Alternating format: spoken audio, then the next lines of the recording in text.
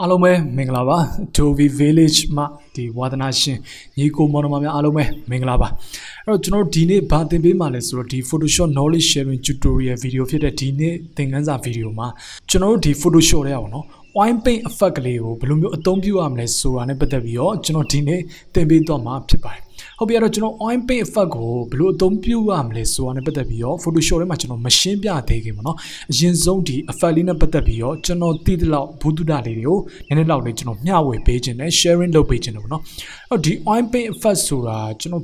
ဒီ Photoshop စလေးလာနေတဲ့အချိန်မှာပေါ့နော်ဒီ photography ရောပါတယ်သူများတင်ထားတဲ့ပုံတွေကို like ကြည့်ရပေါ့နော်ဒီကျွန်တော် Facebook account ထဲမှာဖြစ်ဖြစ်ဒီအနောက်တိုင်းက photographer တွေအဲ့လို professional တွေပေါ့နော်ဒီ journal တွေ magazine တွေမှာ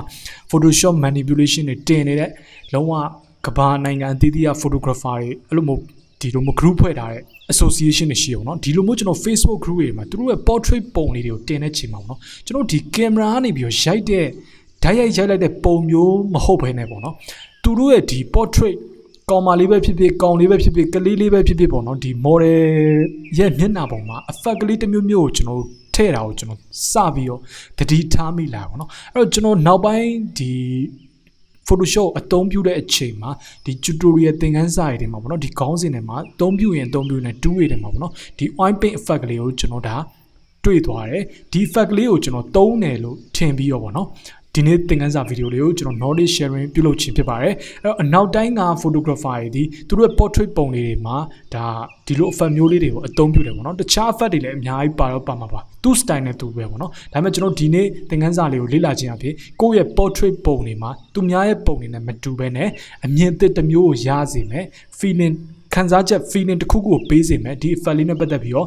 ဘယ်လိုအသုံးပြုရမလဲဆိုတာကိုဒါတခုခုနားလည်သွားလိမ့်မယ်လို့ကျွန်တော်မျှော်လင့်ပါတယ်ဒီအတွက်ကြောင့်မလို့ကျွန်တော်ဒီဗီဒီယိုလေးကိုပြုလုပ်ခြင်းဖြစ်ပါတယ်အဲ့တော့ဟုတ်ပြီကျွန်တော်ဒီ wine paint effect ဆိုတာဘယ်လိုမျိုးလဲဆိုတာကိုကျွန်တော်ဒါရှင်းပြပေးပြီးသွားပြီပေါ့နော်ကျွန်တော်သိသလောက်ဒါအတွေ့အကြုံတွေနဲ့ပတ်သက်ပြီးတော့ရှင်းပြပေးသွားပြီအဲ့တော့ဒုတိယတစ်ခုအနေနဲ့ဒီ wine paint effect လေးကိုကျွန်တော်ကဘယ်လိုမျိုးအသုံးပြုရမှာလဲပေါ့နော်ဒါနဲ့ပတ်သက်ပြီးတော့အခုကျွန်တော် Photoshop တွေကို deep dive ပေါ့နော်ကျွန်တော်သွားကြည့်လိုက်အောင်နော်ဟုတ်ပြီအဲ့တော့ကျွန်တော်ဒီပုံကို Photoshop plugin ဒီတစ်ခုဖြစ်တယ်ပေါ့နော် Pixel plugin ကနေပြီးကျွန်တော် download လုပ်ထားတယ်မူရင်း photographer ကိုလည်း credit ပေးတယ်ဒီကျင့်မှုအတွက်ကျွန်တော်ယူသုံးထားတဲ့ဒီ lovely guest ဆိုပြီးတော့ layer မှာ rename organize သတ်မှတ်ပေးထားတဲ့ဒီ layer မှာပေါ့နော်ဒီပုံလေးကိုကျွန်တော်ဒီကျင့်မှုအတွက် download လုပ်ထားတယ်အဲ့တော့ဒီချစ်ဖို့ကောင်းတဲ့ကောင်မလေးပုံကိုကျွန်တော် wine paint effect တက်ရောက်ပြီးတော့ဘယ်လိုမျိုးပြောင်းလဲသွားတယ်ဘာတွေထူးခြားမှုရှိလဲပြီးဒီ tool ကိုဒီ effect ကိုအသုံးပြုတဲ့အချိန်မှာပေါ့နော် tool မဟုတ်ဘူးဒီ effect ကိုကျွန်တော်အသုံးပြုတဲ့အချိန်မှာဘယ်လိုမျိုး creation တွေကိုလည်းဆက်ပြီးဖန်တီးလို့ရတယ်လေဒါနဲ့ပတ်သက်ပြီးကျွန်တော်ဆက်လေ့လာကြည့်လိုက်အောင် okay အဲ့တော့ကျွန်တော်တို့စမယ်ပေါ့နော်ဒါနဲ့စကားမဆက်ပေါ့နော်ကျွန်တော်အခုအသုံးပြုနေတဲ့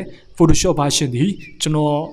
်သုံးနေနေဖြစ်တယ်ပေါ့နော်သုံးနေကြဖြစ်တယ် Photoshop CC 2018 version ဖြစ်ပါတယ်တကယ်လို့ဒီလို effect မျိုးတွေကို live ပြီးတော့ပြုလုပ်ချင်တယ်ဆိုလို့ရှိရင်လည်းကျွန်တော်တို့မျိုးပေါ့နော်ဒီ Photoshop CC ကို install လုပ်ချင်တယ်ဆိုလို့ရှိရင်လည်း Adobe Village YouTube channel မှာဒီ Photoshop CC ကိုဘယ်လိုမျိုး install လုပ်ရမလဲဆိုတဲ့ video ရဲ့အောက် description ပေါ့နော်စာရေးထားတဲ့ description ထဲမှာ download link ထည့်ပေးထားပါတယ်ဟုတ်ပြီနော်အဲ့တော့ download link မှာ down ပြီးတော့အလွယ်တကူဘယ်လိုမျိုး install လုပ်ရမလဲဆိုတော့ကျွန်တော်ရှင်းပြထားတဲ့ video ကိုကြည့်ပြီးတော့တခါတည်း install လုပ်လိုက်ပါAdobe Village YouTube channel ကိုလည်း subscribe note လေးလည်းယူသွားပေးပါโอเคเนาะဟုတ်ပြီအဲ့တော့ကျွန်တော်စလိုက်ကြအောင်เนาะဟုတ်ပြီအဲ့တော့ကျွန်တော်ဒီလိုမျိုး layer တစ်ခုကို save site ပေါ့เนาะတကယ်လို့ပျက်စီးသွားရဆိုလို့ရှိရင်မူရင်းပုံကိုမပြတ်စေချင်တဲ့အတွက်အစားနဲ့တကယ်လို့လိုအပ်တယ်ဆိုလို့ရှိရင်ပြန်ပြီးတော့အသုံးပြုလို့ရဖို့အတွက် control ခြေတကယ်လို့တင်ရ MacBook user ဆိုလို့ရှိရင် command ခြေနဲ့ကျွန်တော်တို့ဒီ duplicate လုပ်လိုက်မယ်အဲ့တော့ကျွန်တော်တို့ဒီမှာ lovely get copy ဆိုပြီးတော့ duplicate layer တစ်ခုအသစ်ပေါ်လာဟုတ်ပြီနော်အဲ့လိုပေါ်လာတဲ့အချိန်မှာကျွန်တော်ဒီနေ့အသုံးမဲ့ effect လေးကိုကျွန်တော်အသုံးမပြုခင်ပထမဆုံးဘာလုပ်ရမလဲဆိုလို့ရှိရင် right click ထောက်ပြီးကျွန်တော်က convert to smart object ပြောင်းလို့ရတယ်ဟုတ်ပြီနော်တကယ်လို့လူကြီးမင်းတော့ဒီကနေမပြောင်းဘူးအပေါ်ကနေပြီးတော့ဒီ fader ထဲမှာ convert for smart fader နဲ့လည်းကျွန်တော်တို့ဒီပြောင်းလို့ရတယ်ဘာဖြစ်လို့ကျွန်တော်က convert to smart object ဖြစ်ကျွန်တော်ကပြောင်းရလဲဆိုလို့ရှိရင်ကျွန်တော်အမှားတစ်ခုခုလုပ်တော့မယ်ဆိုလို့ရှိရင် effect တွေကိုကျွန်တော်ကပြန်ပြီးတော့လာပြင်လို့ရတယ်တကယ်လို့ကိုကဒီ effect နဲ့ပတ်သက်ပြီးတော့မကြိုက်ဘူးဆိုလို့ရှိရင် any changes ပေါ့နော် anytime any changes ပေါ့နော်ကြိုက်တဲ့အချိန်မှာကြိုက်တဲ့ပြောင်းလဲမှုမျိုးကိုပြန်လာပြီးတော့ဆယ်ယူလို့ရတယ်ဒီအတွက်ကြောင့်မလို့ကျွန်တော်တို့ဒီအမှားကင်းကင်းနဲ့အလုံးလုံးနိုင်မှုအတွက် compare to smart object တွေကို effect တွေ filter တွေမတက်ရောက်ခင်မှာထည့်ရခြင်းဖြစ်ပါတယ်ဟုတ်ပြီအဲ့တော့ကျွန်တော် wine paint ဆိုတဲ့ဒီ C နဲ့စေးချဲ့တယ်ဆိုပြီးတော့ပဲဘာသာပြန်မလားပေါ့နော်ကျွန်တော်တို့ဘာသာတော့မပြန်တော့ဘူးဒီလိုမျိုးပဲတလွဲဟုတ်ပြီအဲ့တော့ဒီလိုမျိုး C နဲ့စေးတုတ်တယ်ပေါ့နော်ဒီလိုမျိုး C နဲ့စေးတုတ်တဲ့ effect ကလေးကိုဘယ်လိုမျိုးရလဲဆိုတော့ကျွန်တော်တို့သွားကြည့်လိုက်အောင်အဲ့လိုမျိုးကျွန်တော် convert to smart object အခုပြောင်းပြီးပါတော့နော်ပြောင်းပြီးတဲ့အချိန်မှာကျွန်တော် fader တွေကိုလာပါ လာပြီးလို့ရှိရင်ကျွန်တော်တို့ဒီမှာ stylist ဆိုတဲ့ option တွေရှိတယ်ဒီကောင်လေးတွေကိုကျွန်တော်ဝင်ပြီးရောသူ့ရဲ့ဒီဘယ်နှစင်းတော့3စင်း4စင်း5စင်းမြောက်မှာ fine adjust ရဲ့အောက်မှာ oil paint ဆိုတဲ့ option လေးကိုကျွန်တော်ကရွေးပေးလိုက်ပါโอเคအဲ့လိုမျိုးကျွန်တော်ရွေးပေးတဲ့အချိန်မှာကျွန်တော်ဒီမှာသူပေါ့နော်ဒီမှာ preview အနေနဲ့ကျွန်တော်ကြည့်လို့ရတဲ့အရာလေးရှိတယ်အဲ့တော့ကျွန်တော်ဒီ box ကိုနားလဲဖို့အတွက်ရှင်းပြမယ်ပေါ့နော်အဲ့တော့ဒီ box မှာကျွန်တော်ဒီ okay နဲ့ cancel နဲ့ဒါလူချင်းမျိုးတို့တကယ်ကျွန်တော်သိပြီးသားဘာမှမကတ်ဘူးတကယ်လို့ကျွန်တော်ကဒီမှာ preview အနေနဲ့အမှန်ချစ်ထားမယ်ဆိုလို့ရှိရင်ကျွန်တော်တို့ရဲ့ဒီမူရင်းရှိနေတဲ့ background ပုံမှာဒီမှာကျွန်တော် effect တွေကိုပြောင်းလဲလို့ရှိရင်မြင်နေရလိမ့်မယ်ကျွန်တော်ကတော့ဒီမှာ preview အနေနဲ့အများအားချစ်ထားတယ်လူချင်းမျိုးတို့တကယ်ကျွန်တော်ဝါနာ2တွေကိုလည်းဒီ preview ကိုချစ်ထားဖို့အတွက်ကျွန်တော်အကြံပေးခြင်းတယ်ဘာဖြစ်လို့လဲဆိုလို့ချင်းကျွန်တော်ပြောင်းလဲတဲ့အပြောင်းလဲတွေကိုဒီမှာမြင်နေရတဲ့အတွက်အရန်ကိုဘယ်လိုပြောမလဲအကျိုးရှိရပေါ့နော်အဆင်ပြေတယ်ပေါ့နော်အဲ့တော့ preview ကိုကျွန်တော်အမှန်ကြီးဖြောက်လိုက်မယ်ဆိုလို့ရှိရင်ကျွန်တော်တို့ရဲ့နောက်ခံ background ပုံမှာတော့ကျွန်တော်တို့ဒီမှာပြောင်းလဲတိုင်းမှာတွေ့ရတော့မှာမဟုတ်ပါဘူးအဲ့တော့ဘာလို့မလို့အရင်ဆုံး preview လေးကို check လုပ်ပေးတာပါနောက်တစ်ခုကကြောက်ဒီမှာ brush ပေါ့နော်အဲ့တော့ brush ကဒီမှာ slider ဘာဘယ်နှခုရှိလဲဆိုလို့ရှိရင်၄ခုရှိရယ် stylization ရှိရယ် cleanliness ရှိရယ် scale ရှိရယ်Bristol detail ဆိုပြီးကျွန်တော်ဒီမှာ slider bar ၄ခုရှိရပါတော့ဒီ slider bar ၄ခုရဲ့တန်ဖိုးရဘာကိုပြောရလဲဆိုလို့ရှိရင်ဒီ roughness ပေါ့နော်ကျန်းတဲ့မှုဒီကျွန်တော်တို့ wine paint effect ထဲမှာသူထည့်ထားတဲ့တန်ဖိုးတွေပေါ့နော်သူရဲ့ effect ရဲ့တစ်ခုချင်းစီတန်ဖိုးတွေကိုကျွန်တော်ဒီမှာလာပြီးကစားလို့ရတယ်အဲ့တော့ stylization ကိုကျွန်တော်ကကစားမယ်ဆိုလို့ရှိရင်ဒီမှာကျွန်တော်တို့ကစားလိုက်တဲ့ချိန်မှာဘာဖြစ်သွားလဲဆိုလို့သူ့ရဲ့အကြောင်းတွေလို့ခေါ်မလားပေါ့နော်ဒီ C နဲ့ကျွန်တော်အပြင်မှာကျွန်တော်တို့ဒါပကြီးတော့ကျွန်တော်သိတော့မသိဘူးပေါ့နော်ဟိုလူကြီးမျိုးတကယ်ကျွန်တော်မှာပကြီးလေးလာဖို့ရသူရှိလို့ရှင်သိလားမသိဘူးကျွန်တော်ဒီစီစိန်ပကြီးကားတွေပါဆိုလို့ရှင်ရှိတယ်ပေါ့နော်ဟုတ်လားမသိဘူးကျွန်တော်ပြောလိုက်ပေါ့နော်အဲ့လိုမျိုးဒီစီစဉ်ပြီးတော့ဆွဲတဲ့ပကြီးကားတွေမှာပေါ့နော်ဒီလို effect မျိုးကိုကျွန်တော်တို့ဒါ Photoshop ထဲမှာပြန်ပြီးတော့ creation ပြန်လုပ်ထားတဲ့ပုံစံမျိုးလို့ပဲကျွန်တော်ကတော့ထင်တယ်ပေါ့နော်ကျွန်တော်ပြောတာဒီနေရာမှာမှားရင်လည်းမှားနိုင်တယ်ပေါ့နော်ပကြီးကားနဲ့ပတ်သက်ပြီးတော့ကျွန်တော်ဒီပကြီးနဲ့ပတ်သက်ပြီးတော့လုံးဝဟို zero scale ပေါ့နော်ဘာမှလည်း knowledge လည်းအဲ့လောက်ကြီးမရှိဘူးတကယ်လို့လူကြီးမျိုးတို့တကယ်ကျွန်တော်အခုကြည့်နေတယ်မှာဒီကိုကပကြီးပညာကိုလေ့လာလိုက်စားတယ်ပေါ့နော်အခုကျွန်တော်ရှင်းပြတဲ့ tutorial video ကိုလည်းကြည့်ပြီးတော့ကျွန်တော်ပြောတာမှားသွားရင်ဆိုလို့ရှိရင် comment ထဲမှာလည်းဝင်ရောက်ဆွေးနွေးသွားနိုင်ပါတယ်ကျွန်တော်စိတ်မဆိုးပါဘူးဟုတ်ပြီနော်ကောင်းတဲ့ဘက်ကအကြံပေးရဆိုလို့ရှိရင်ကျွန်တော်လုံးဝစိတ်မဆိုးပါဘူးအဲ့တော့ဟုတ်ပြီဒီမှာဆိုလို့ရှိရင်ကျွန်တော် stylization ကိုကစားချင်မှာသူ့ရဲ့အကြောင်းလေးတွေရဲ့ style ကအမျိုးမျိုးပြောင်းလဲသွားနိုင်အဲ့တော့ကျွန်တော်ဒီ preview ထဲမှာသူ့ကိုကျွန်တော် drag ဆွဲပြီးတော့အမျိုးမျိုးကြည့်လို့ရတယ်ဟုတ်ပြီနော်ဒါကကျွန်တော် stylization တန်ဖိုးကိုကဘယ်လောက်ထိဒီပုံမှာထားမှာတော့ဒီမှာကျွန်တော်အမျိုးမျိုးထားလို့ရတယ်နောက်ဒုတိယ slider ဘာကြောင့်ဘာလဲဆိုလို့ရှိရင် cleanliness ဒီကောင်ကကျွန်တော်တို့ရဲ့ဒီထားတဲ့ effect တွေမှာရှင်းရှင်းလင်းလင်းဖြစ်အောင်လို့ကျွန်တော်တို့ထားဟုတ်ပြီနော်သူ့ကိုကျွန်တော်ဟို slider ဘာကိုကျွန်တော်ဘယ်ဘက်ကိုထားပြီး short လိုက်မယ်ဆိုလို့ရှိရင်ဒီမှာဘာဖြစ်သွားလဲဆိုလို့ရှိရင်ကျဉ်းကျဉ်းဖြစ်သွားတယ်ဒီမှာကျွန်တော် drag ဆွဲပြီးကြည့်လို့ရတယ်ဒါဆိုလို့ရှိရင်ကျွန်တော်မျက်စိနားကိုရောက်နေပြီကိုယ့်ရဲ့ပုံစံဒီပုံမှာဘယ်လိုပုံမျိုး zoom ဆွဲပြီးကြည့်လိုက်လို့ရှိရင်ဘယ်လိုပုံစံမျိုးဖြစ်နေလဲဆိုတော့ကျွန်တော်တို့ဒီမှာ navigator preview လေးနဲ့100%ဖြစ်ကျွန်တော်မြင်နေရခြင်းဖြစ်တယ်ဟုတ်ပြီနော်အဲ့တော့ကျွန်တော်ဒီမှာမျိုးမျိုးကစားလို့ရတယ် cleanliness ဒါဆိုလို့ရှိရင်ရှင်းသွားတယ် okay နော်ပြီးရင်နောက်တစ်ခုက scale okay အဲ့တော့ scale ကကြတော့ကျွန်တော်ဒီကောင်လေးကိုပေါ့နော်အကြောင်းလေးတွေဘယ်လောက်ထိကျွန်တော် scale ထားမှာလဲတကယ်လို့ scale ကိုကျွန်တော်က short လိုက်တဲ့အချိန်မှာတော့သူ့ပုံစံကဟိုတေးသေးလေးပုံစံ scale ပုံစံတေးသေးလေးပုံစံမျိုးအနေနဲ့ကျွန်တော်မြင်နေရမှာပေါ့နော်ဒါကကြတော့ကျွန်တော် scale Bristol detail ကကြတော့ကျွန်တော် noise လို့ကျွန်တော်ကတော့ထင်တယ်ပေါ့နော်ဒီမှာကျွန်တော် short လိုက်မယ်ဆိုလို့ရှိရင်ဟိုပို့ပြီးတော့ smoothness လေးတွေကြောင်ချော effect မျိုးလေးကိုကျွန်တော်ပို့ရတယ်တကယ်လို့တိုးလိုက်မယ်ဆိုလို့ရှိရင်တော့ကျွန်တော်ဒီမှာ noise effect လိုမျိုး feeling မျိုးကျွန်တော်ပေးတယ်ပေါ့နော်ဒါကကျွန်တော် brush setting နဲ့ပတ်သက်ပြီးတော့ဒီ slider bar ၄ခုကိုကစားပြီးတော့ဒီ preview လေးကိုကျွန်တော် drag ဆွဲပြီးတော့ကိုဒီပုံမှာဘယ်လိုချင်တာလဲဆိုတော့ကျွန်တော်အမျိုးမျိုးလာကြည့်လို့ရတယ်တကယ်လို့ကိုကဒီ zone လေးကိုတိုးမယ်ဆိုလို့ရှိရင်200 300 400အမျိုးမျိုးတိုးလို့ရတယ်ဒီမှာကျွန်တော်တို့ပြန် short မယ်ဆိုလို့ရှိရင် zone ကိုကျွန်တော်160ခွန်ဒီမှာ50အမျိုးမျိုး short လို့ရတယ်ဟုတ်ပြီနော်ဒီမှာကျွန်တော်တို့အသေးစိတ်ကြည့်လို့ရတယ်โอเคเนาะအဲ့တော့ကျွန်တော်ကဒီမှာ tutorial အနေနဲ့ပြမယ်ဆိုတဲ့အတွက်ကြောင့်မလို့အတိုင်းအတာတစ်ခုလောက်ထိတော့ကျွန်တော်တိုးလိုက်မှာပေါ့နော်နောက်တစ်ခုကကြောင့် lighting ကကြောင့်ကျွန်တော်ဒီမှာအမှန် chip ဖြုတ်ထားလိုက်မယ်ဟုတ်ပြီနော်ပြီးကြမှာကျွန်တော်ရှင်းပြနိုင်မယ်အဲ့လို lighting ကိုဖြုတ်လိုက်တဲ့ချိန်မှာကျွန်တော်ပုံလေးကဘယ်လိုမျိုးဖြစ်သွားလဲဆိုလို့ရှိရင်ပြောင်ချိုး effect လိုမျိုးလေးကျွန်တော်ဖြစ်သွားတယ်ဒီနေရာမှာကျွန်တော်တခု1နေပေါ့နော်တတိပေးချင်တာကြတော့ဒါကျွန်တော် skin reduction မဟုတ် skin reduction ကသူ့ subject တစ်ခုအနေနဲ့တက်ရှိတယ်ဒါကကျွန်တော် effect တစ်ခုအနေနဲ့အသုံးပြုတယ်ဟုတ်ပြီနော်ကိုယ့်ရဲ့ဒီ model ပုံကို fairy tale လို့ကျွန်တော်တို့ပြောမလားပါနော်ဒီ Dana Simpson dreamy ပုံစံမျိုးဟို vintage ဟိုရှေးအောင်ပုံတရံလိုမျိုးအဲ့လိုမျိုးဓာတ်ပုံတွေရိုက်တဲ့အချိန်မှာပေါ့နော်ကိုယ့်ရဲ့ model ပုံစံလေးကိုဆွေးမြင့်လေးကာတွန်းပုံစံလည်းမရောက်တယောက်နဲ့အဲ့လိုမျိုးမူရင်းဟိုအပြင်မှာတကယ် real life မှာပေါ့နော်ကျွန်တော်တို့ဒီအပြင်မှာရိုက်ခဲ့တဲ့ real life ကဓာတ်ပုံတစ်ပုံအနေနဲ့လည်းမဟုတ်ဘူးဟိုမရောက်ဒီမရောက် effect မျိုးလေးတွေကို လူမသိသူမသိ faded အဖက်မျိုးလေးအသုံးပြုခြင်းတဲ့အခြေအနေမှာကျွန်တော်တို့ဒါအသုံးပြုပါတယ်ကျွန်တော်တို့ဒါ fairy day လို့ပဲခေါ်တယ်ပေါ့နော်ကျွန်တော်မြင်ဘူးတဲ့ဒီအနောက်တိုင်းရိုက်ခဲ့တဲ့ photographer ကြီးဆိုလို့ရှိရင်သူတို့ရဲ့အဖြေရှာမရခဲ့ပေါ့နော်သူတို့ရဲ့ဓာတ်ပုံတွေကဒန်နိုင်ဆန်ပုံစံမျိုးလေးဖြစ်နေပေါ့နော်ဒါကျွန်တော်သိကြတယ်အပြင်မှာတော့ကင်မရာနဲ့ရိုက်လို့ရှိရင်တော့ဒီလို effect မျိုးတော့ကျွန်တော်တို့ဒါရိုက်လို့ရမှာတော့မဟုတ်ဘူးဒါ Photoshop ထဲမှာပဲအသုံးပြုတယ်ဆိုတာကိုကျွန်တော်တို့သိတယ်ဒါပေမဲ့ကျွန်တော် Photoshop ထဲမှာဘယ် tool ကိုဘယ် effect ကိုအသုံးပြုရလဲဆိုတာကျွန်တော်မသိဘူးเนาะဒီ effect ပါโอเคเนาะအဲ့တော့ဟုတ်ပြီကျွန်တော်ဒီမှာပြောင်းချော effect မျိုးလေးကိုကျွန်တော်ရပြီ lighting ကိုကျွန်တော်အမှန်ချင်းဖျောက်ထားလိုက်ပြီပေါ့เนาะပြီးကျွန်တော် okay နှိပ်လိုက်မယ်ဒါဆိုလို့ရှိရင်ကျွန်တော်တို့ဒီ fader gallery ဒီကျွန်တော်တို့ဒီ stylist တွေမှာပေါ့နော် wine paint ဆိုတဲ့ C နဲ့တုပ်တဲ့ effect မျိုးလေးကိုကျွန်တော်တို့ဒါအသုံးပြုခဲ့ပြီးဖြစ်ပါတယ်အဲ့တော့ကျွန်တော်တို့ဒီ zoom ဆွဲပြီးကြည့်လိုက်တဲ့ချိန်မှာပြောင်းလဲမှုရှိလားဆိုပြီးဘာတွေပြောင်းလဲသွားလဲဆိုတာကျွန်တော်ကြည့်အောင်နော်အဲ့တော့ဒီမှာဆိုလို့ရှိရင် before after သူ့ရဲ့ဒီမျက်တောင်လေးတွေကပေါ့နော်ဘယ်လိုခေါ်မလဲဒီကောင်ကမျက်တောင်ပေါ့နော်ဒီကောင်ဒီလိုပဲခေါ်တယ်ပေါ့နော်ဒီမျက်တောင်လေးတွေကလည်းကျွန်တော်တို့ဒီပြန့်ထွက်သွားတဲ့ပုံစံမျိုးဒီ splatter ပေါ့နော်ဒီမျိုးပြန့်ထွက်သွားတဲ့ feeling မျိုးကိုကျွန်တော်ပေးတယ်လုံးဝယူ brush tool တစ်ခုနဲ့လိုက်ချလိုက်တဲ့ပုံစံမျိုးကိုအလွယ်တကူနဲ့ကျွန်တော်ရတယ်ဟုတ်ပြီနော်လုံးဝယူ fairy day ဆန်ပုံစံကဒီ real life မဟုတ်ဘူးအိမ်မက်ထဲမှာတွေ့နေရတဲ့ပုံစံမျိုး feeling မျိုးပေးတကယ်လို့ကိုကအများကြီးသုံးမယ်ဆိုလို့ရှိရင်เนาะ effect တွေအများကြီးဝင်နေလိမ့်မယ်ပေါ့နော်ဒါဆိုလို့ရှိရင်ကိုကြိုက်တယ်ဆိုလို့ရှိရင်တော့သုံးပါဒါကို user နဲ့ကိုကျွန်တော်ဒီနေရာမှာတော့ဘာမှမပြောချင်ဘူး okay အဲ့တော့ကျွန်တော်ကနောက်ထပ်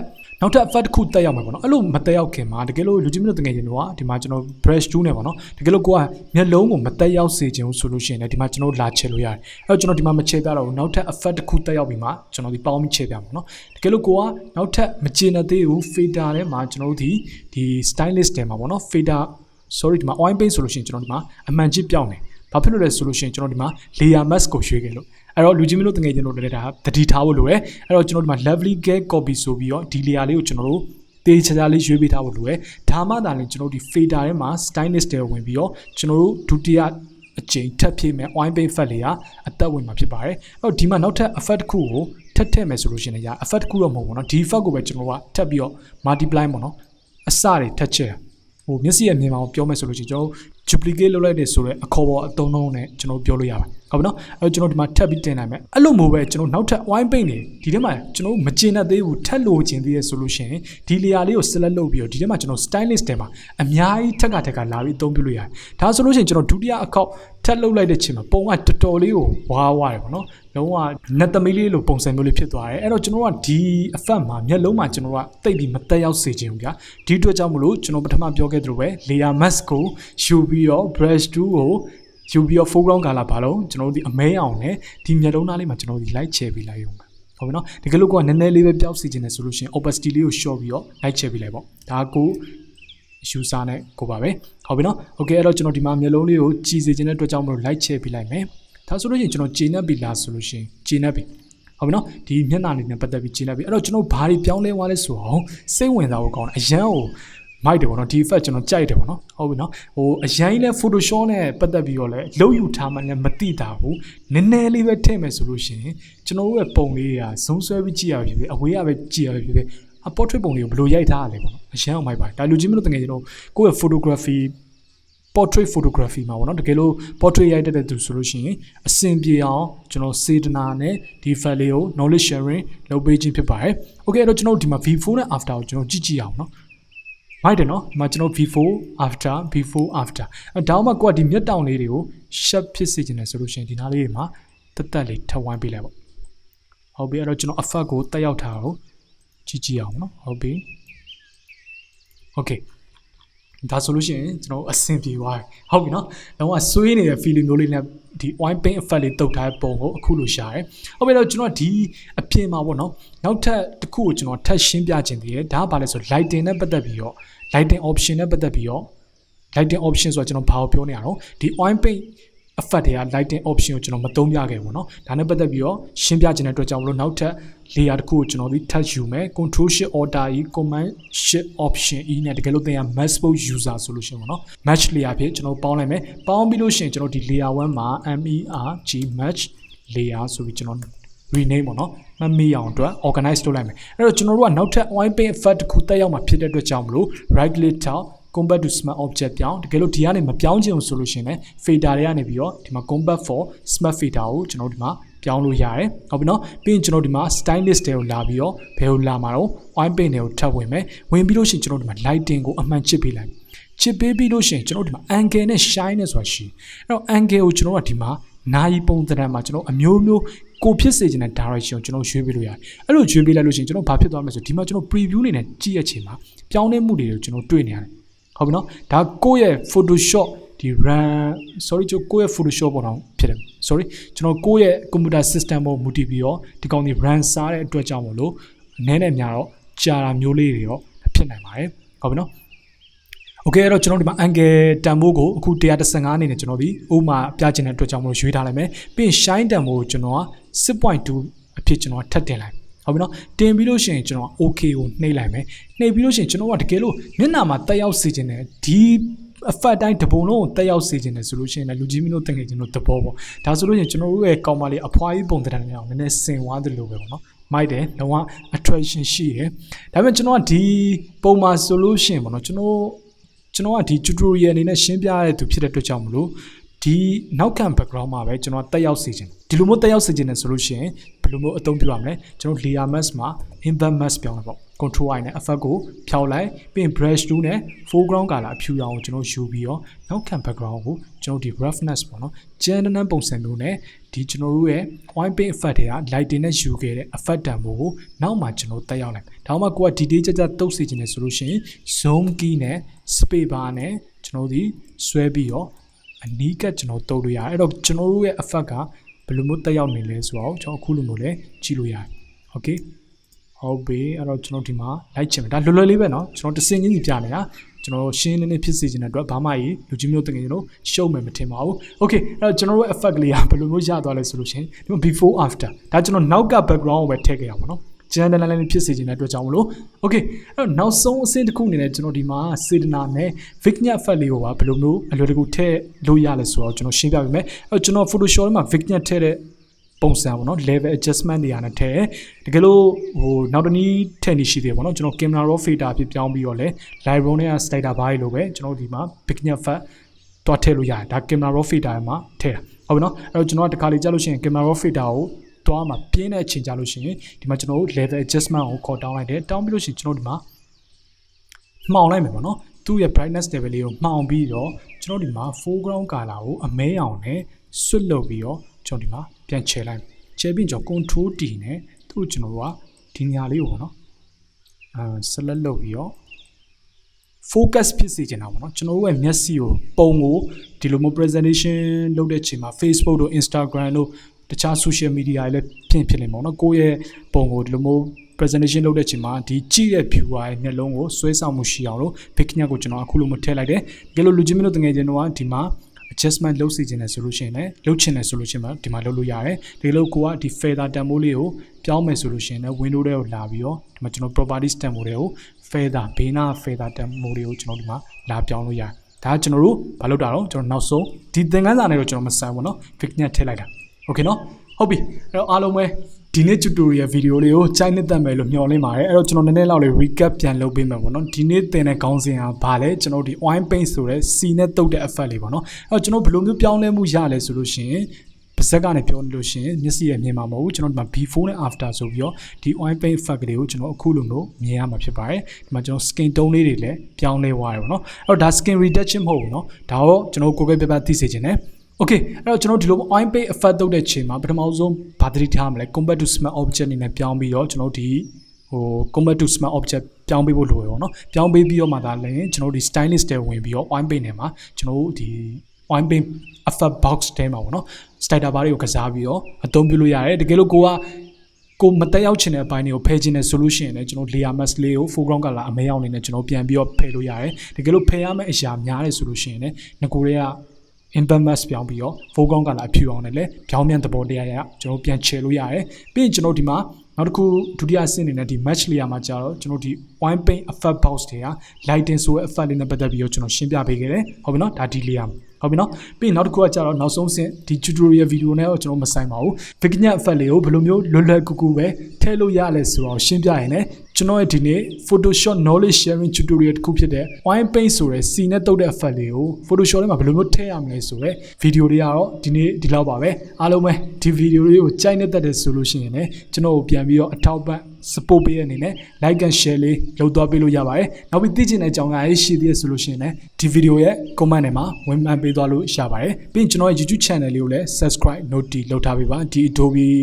နဲ့ပတ်သက်ပြီးတော့ဒီ Adobe software နဲ့ပတ်သက်ပြီးတော့ knowledge sharing video တွေကိုတစုတစည်းရဲ့လေးလာခြင်းတဲ့သူတွေအနေနဲ့တော့၎င်းဒါမှမဟုတ်ကျွန်တော်တို့ဒီအပြင်က photography videography နဲ့ပတ်သက်ပြီးတော့ဘုသူတယူခြင်းတဲ့သူတွေရှိတဲ့အနေနဲ့တော့၎င်းကျွန်တော်ဒီ Adobe Village YouTube channel ကို subscribe note လုပ်ထားခြင်းအပြင်ဒါလုံးဝကိုလေးလာလို့ရမှာဖြစ်ပါတယ်Okay အဲ့တော့ကျွန်တော်နောက်ထပ်စိတ်ဝင်စားဖို့ကောင်းတဲ့ knowledge sharing tutorial video တွေမှာထပ်တွေ့ကြအောင်နောက်ထပ်ကျွန်တော် Adobe software တွေအများကြီးရှိသေးတယ်စိတ်ဝင်စားဖို့ကောင်းတဲ့ Adobe software အများကြီးရှိသေးတယ်ကျွန်တော်လည်းမသိရအများကြီးရှိသေးတယ်ပေါ့နော်ဟုတ်ပြီနော်အားလုံးပဲကိုယ့်ရဲ့ portrait photography မှာဒီလိုမျိုးကျွန်တော်စီနဲ့တုပ်ထားတဲ့ effect မျိုးလေးတွေပေါ့နော်သူများပုံနဲ့မတူတဲ့ feeling မျိုးပေးတဲ့ပုံလေးတွေကိုဖန်တီးနိုင်ပါစေလို့ကျွန်တော်ဆူတောင်းပေးလိုက်ပါတယ်အားလုံးပဲနောက်ထပ်စိတ်ဝင်စားဖို့ကောင်းတဲ့ video တွေမှာကျွန်တော်တို့အတူတူထပ်တွေ့ရအောင်အဆင်ပြေပါစေSee you.